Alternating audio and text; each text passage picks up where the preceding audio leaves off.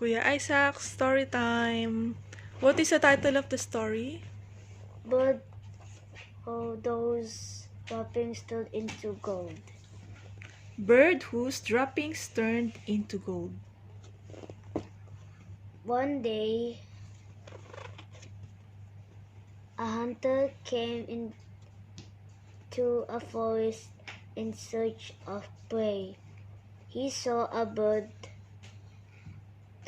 those whose droppings turned into gold. The hunter was surprised. He decided to give her as a present to the king.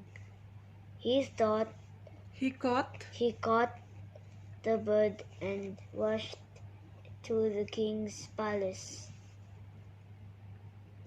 He went to the king and said, "Your Majesty, look after the bird carefully. This bird's droppings are turned into gold." He excuse me. presented Presented that bird to the king. to the king. The king's minister advised him to set the bird free by saying, Don't trust him. Don't trust him. What he says is impossible."